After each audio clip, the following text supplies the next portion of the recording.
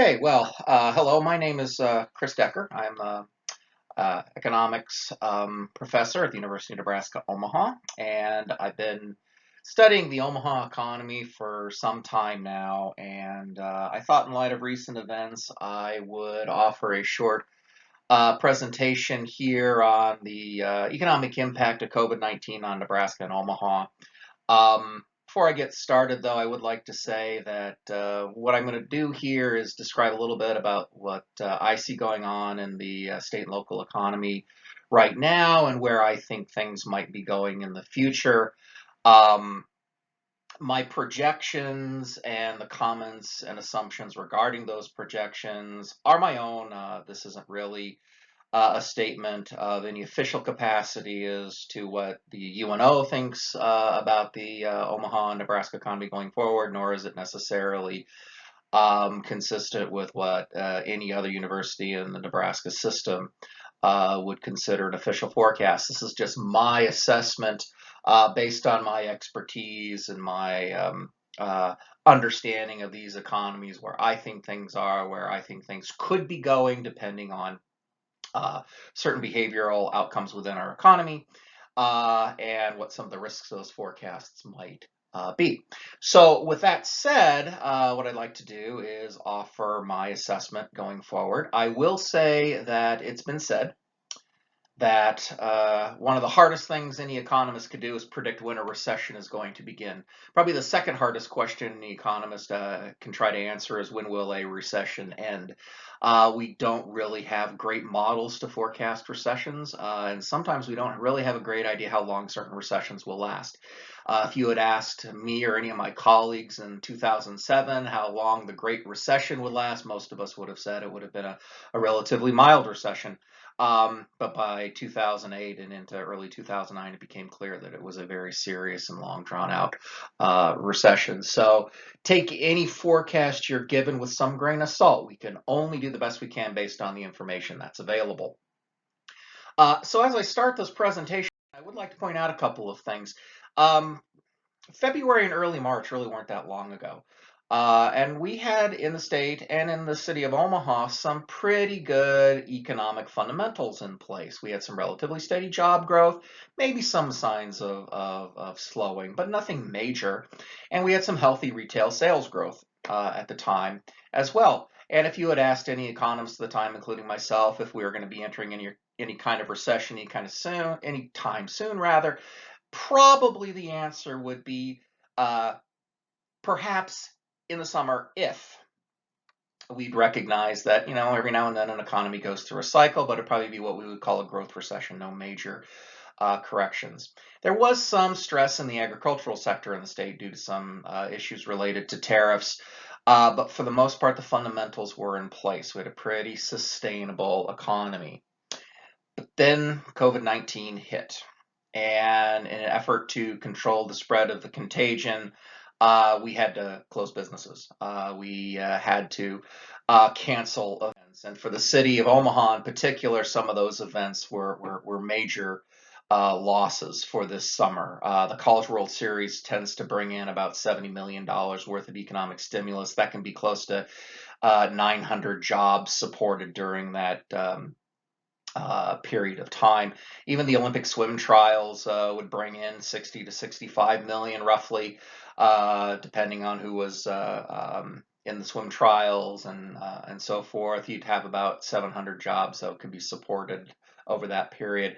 Obviously, Berkshire Hathaway might bring in some pretty impressive spending for the weekend in which that event was going on. And there were other events that had to be shut down as well. And these stimuluses were gone. So by mid-March, mid to late March, we already were anticipating a 2020 summer, which was not going to be looking nearly as good as 2019 or 2018. But with the general closing of businesses, with the need to only allow essential businesses to operate, what we then saw happening were a substantial number of furloughs and a substantial number of layoffs, particularly in the retail and the restaurant industries. And what we as economists saw in the data was unlike anything any of us have seen in our lifetime. This is a figure which gives us an indication of new claims for unemployment compensation. This is what we look at quite regularly as a leading indicator of where the labor market's going to go in our respective state and local economies. And you can see quite easily that spike, that substantial increase here in late March, early April, where we had close to 25,000 claims being filed in 1 week. It was an enormous shock to our economy. To kind of put this in some context, during the Great Recession of 2008, 2009, we had a total of about 201,000 claims being filed over that 24-month period. In about 6 weeks, we saw close to 110,000 here just recently. That's an enormous spike. Now, there is a silver lining, I guess you could say, in this very dark cloud. Those numbers have been coming down in recent weeks. It could very well be that the initial shock, the worst of it, may very well be behind us. These numbers here do seem to be a lot lower than perhaps we would have predicted early on, but does look as though things are coming down. That could be good news. But I will also point out that, you know, it wasn't just retail. It wasn't just restaurants that were experiencing this kind of shock in late March, early April. In fact, the sectors impacted were pretty widespread. I will say, by the way, most of the impact, most of those numbers were coming through in Douglas County, where the city of Omaha largely resides, and so you have a lot of jobs that were lost pretty quickly here in Douglas County. But again, it was across all industries, and a lot of the reason for that is that sectors in an economy are largely interlinked. All you have to do is think about what's going on in the meat processing industry. You have several plants shutting down due to sickness spreading through the workforce in a couple of Tyson plants. And up the supply chain, farmers start hurting. They can't sell their livestock. Downstream transportation industries hit because there's less processed meat to ship, and that, of course, hurts the grocery stores that have less to sell and the consumers that have less to buy. So all of these sectors are largely interlinked. Now, the way we as economists measure that interlinking is through something called the employment multiplier effect.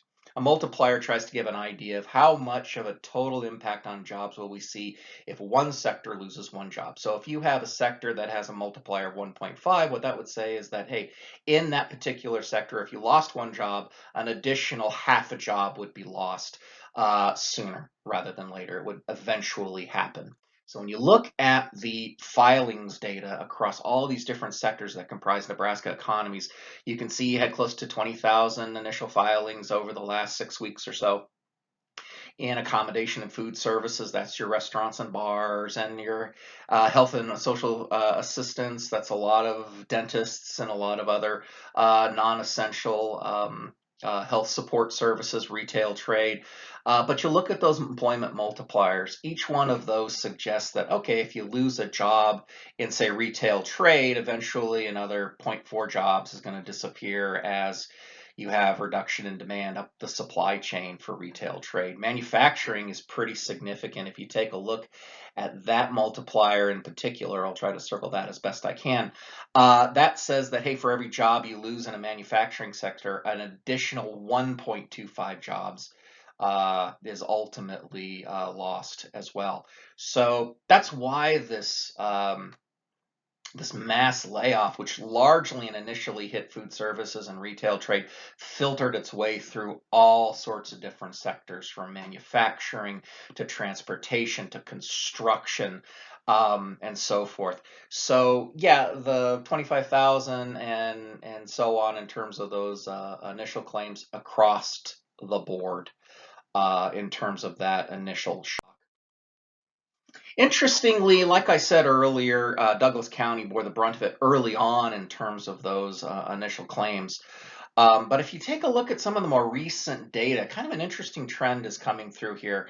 From the perspective of the economist, when I look at this particular table, what I'm seeing here is here's Nebraska's initial unemployment insurance claims starting in March 21st and going through May 2nd. By the way, we also have some additional data now which shows a very similar trend. Um, if you take a look at Omaha's share of Nebraska, and here I'm just looking at the western side of the Missouri River, I'm looking at Douglas County, Sarpy County, and Washington County as comprising Omaha. You can see something that's interesting. Yeah, you've had some pretty sizable claims, but you can see that those numbers have come down, and actually they seem to be coming down faster in the Omaha area than they are in the state. And that can kind of be picked up by looking at some of these percentages. You can see that back towards middle of April, about 42% of the initial claims were in the state were coming from Omaha. Now we're down to about 36, and the most recent week's worth of data puts this percentage at about 35, maybe a little less. What that suggests to me is a very interesting possibility. For the most part, Omaha has had slightly deeper and maybe slightly longer recessions than the state as a whole. That may be different this time. It could very well be that Omaha could weather this current storm better than the rest of the state. And there could be some reasons for that, and I'll try to discuss some of those as I talk about the Omaha forecast here shortly. So with this basic setup, where do we go from here? Well, the reason why we like to look at those compensation numbers is because it's a great leading indicator for the jobs market in an economy. We see that data on a high frequency weekly. We rarely see the employment numbers coming through at a higher frequency. Best we can do, frankly, is monthly. So what I'm going to do is I'm going to use this compensation data, the unemployment compensation insurance claims data, to generate a forecast for initial claims based on some pre-COVID-19 trend, and then we'll introduce the pre-COVID-19 data into the projections for claims, and then we'll use that forecast of claims to generate a forecast for employment in Nebraska and employment in Omaha. So basically the model that we'll use here is to say, okay, if we have a spike in initial claims, eventually that's going to come through as a pretty sizable drop in employment numbers as reported by the Bureau of Labor Statistics. And the question then is what will happen as we go forward into our economy. So as you guys are aware, certainly sitting here in mid-May, we recognize that in the state of Nebraska, we've got some relaxation of some of the conditions in our economy. Some businesses are being allowed to open up again under certain conditions and safety recommendations.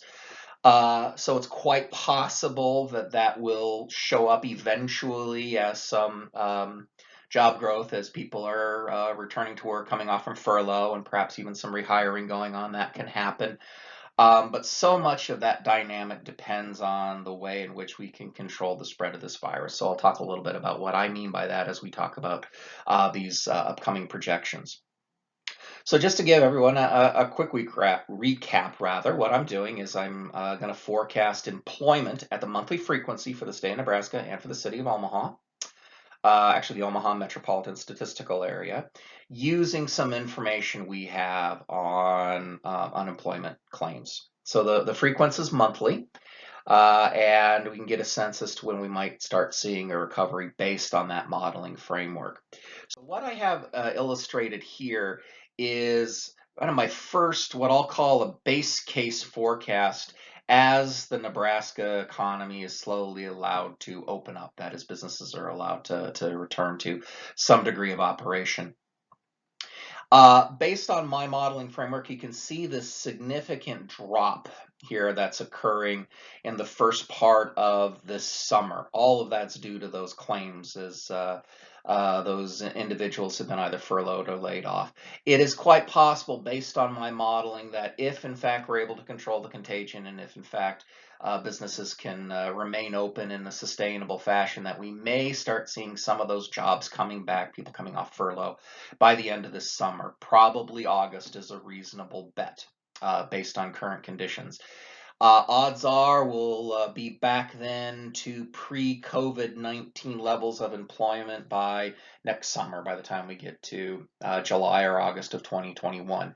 As far as recessions go, that's a relatively common length for a recession. If you look back here, our Great Recession was pretty deep and a lot longer. The typical recession, post-World War II recession, is about 10 months. The Great Recession was about 18 months nationwide. It was pretty long here in the state of Nebraska as well. A fairly deep cut into our job numbers and a relatively slow recovery. My suspicion is that we may have a quicker rebound here. Now, my reasoning for that is based on the nature of our economy.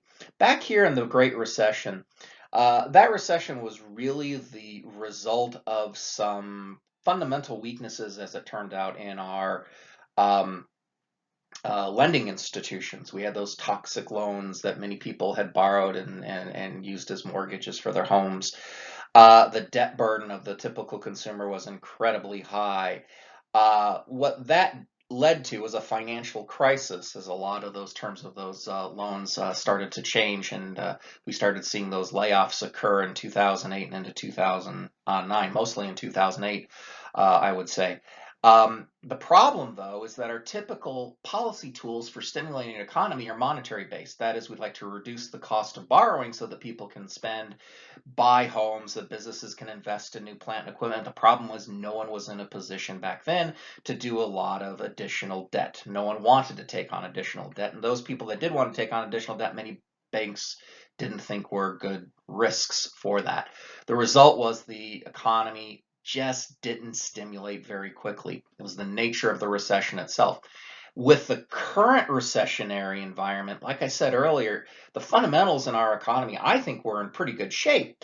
We didn't really have the same kind of systemic problems we had back in 2008, 2009. And absent COVID-19, I really don't think we would have had much of a recession at all, if any recession, given the fundamentals of our economy here sitting in 2019, 2020. For that reason, I think that if we're able to maintain control of the contagion, if we're able to find effective treatments, if we're able to maintain wearing masks and so on to control the spread, then this could very well turn out to be a more typical, in terms of length anyway, recession. I think it's going to be a deep one, but I think we can bounce back under the right conditions. That's what this forecast is suggesting. I told you guys earlier that I thought that maybe Nebraska might have a slightly longer, slightly deeper recession than the city of Omaha would. If you take a look at what happened back here in the Great Recession, it's kind of hard to see um, on this graph, but that deeper recession in Omaha, the blue line, is more typical of the kind of recession that we would have in the state. Usually Omaha takes a much larger hit. It tends to follow the nation a little bit more closely than does the state economy. I think that could be different here because you can kind of see that the drop isn't as big in magnitude or in percentage terms as it is for the state. And I think the reason for that is that Omaha's economy may be in a better position to weather the kind of storm we're dealing with now. And this is a hypothesis. I think it's a fair one to explore. But the industrial composition of Omaha, where you've got a lot of people in financial services and insurance and education, all those different sectors, uh, lend themselves better to remote employment. That is, you can maintain a degree of productivity remotely. You don't have to be in a particular space.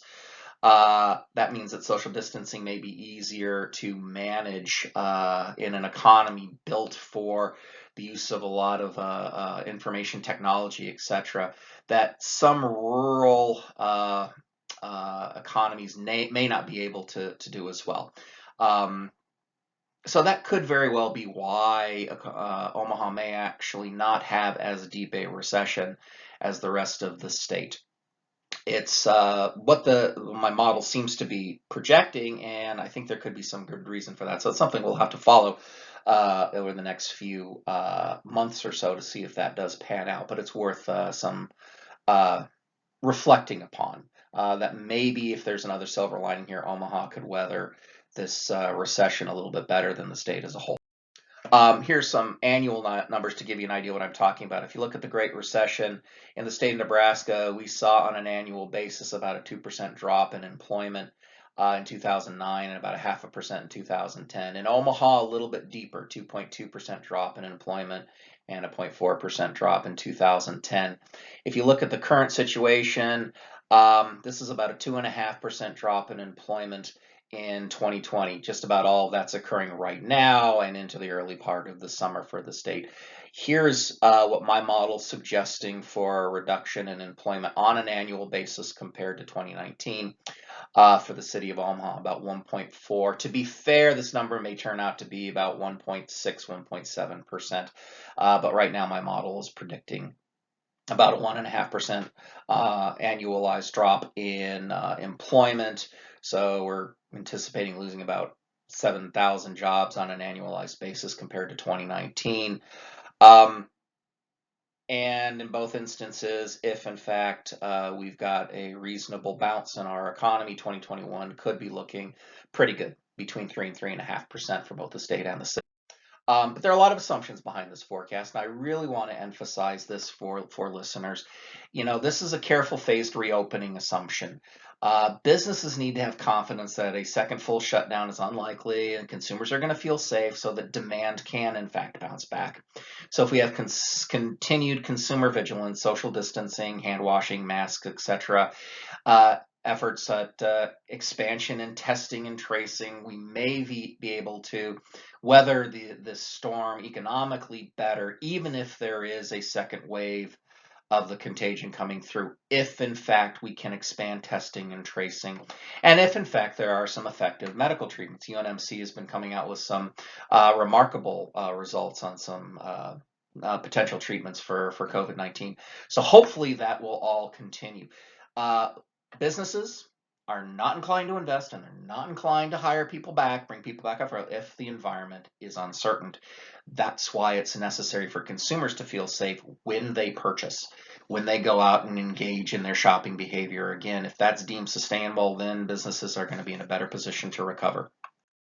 So what if? We always want to do this with any forecast, to ask the question, what happens if efforts to control the spread prove more difficult, treatment development is slower than expected, consumer confidence is hampered by these developments? What happens if?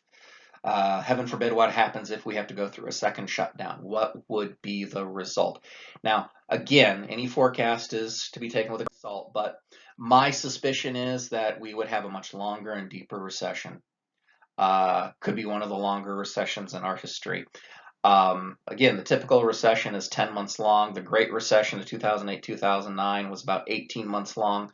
If we're unable to achieve what's necessary to control the spread of COVID-19, it may be some time before we get back to pre-COVID-19 levels of employment.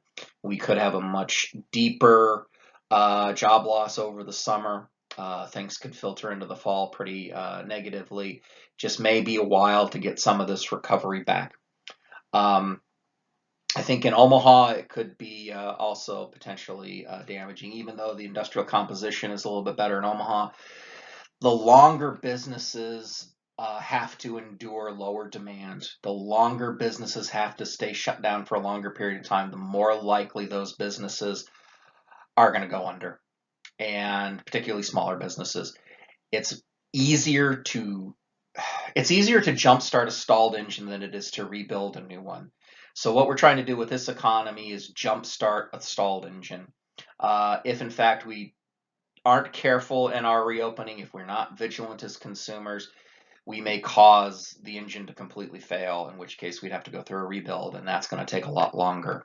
So it's quite likely to be the case that we'll have a quicker recovery if we're able to maintain good social distancing practices, but if we're not, then the economy could hurt for a longer period of time. Recovery will always occur. We've seen it even in the midst of the Great Recession. There were instances where people were asking, gosh, will this ever end? We're sitting here in 2009 wondering, will this downward drop in jobs ever come to an end? Well, it did, and in fact, the economy came roaring back through the early part of the 20 teens. Uh, Pretty impressively. So there will be a recovery. It's just a matter of time, and we do have some control over this as citizens, and I think we need to take that seriously. By the way, here's the a look at the comparison of what I'm calling I'll call it optimistic, but my baseline trend for the state of Nebraska and the slower growth outcome, where we could see a 4.5–5% drop in jobs and a slower recovery in 2021. Similar kind of story for the city of Omaha in 2021 as well. So maybe this whole thing can be thought of as kind of a cautionary tale more than anything else. We are in uncharted territory. As much as I hate that phrase, I do not like the phrase uncharted territory. It's as much as I hate the phrase new normal. There's nothing normal about that which is new. Uncharted territory, I hate that phrase as well. It's so cliche, but at the end of the day, we're seeing some things we haven't seen before. This is a biologically driven economic downturn, and we can control some of this. It's difficult to know how infection rates are going to play out, but we do have enough knowledge in our society to weather this storm. And I just think we need to undertake those efforts as seriously as possible. Nothing hinders economic growth more than uncertainty. Consumers don't want to engage in their spending behavior if they're worried about their own economic future. Businesses certainly won't invest and won't hire people back if they have a lot of uncertainty in their own economic futures. Confidence is going to support economic growth. So to the extent that we can manage this downturn in an effective way, we can have a very successful, in my judgment, reopening over the summer and into the fall. It may take a while to get back to where we ultimately want to be, but I think we can get there. So my plan going forward, folks, is to offer a forecast update perhaps on a monthly basis. So perhaps in about a month or so, I'll have more employment data. I'll certainly have more weekly claims data to get an idea of how these current forecasts may need to change as we get more data in. But for now, this is kind of the way I see things playing out. So stay tuned. I hope I can provide some additional insights in the future. I hope you found this presentation of some value, and thank you very much for your time.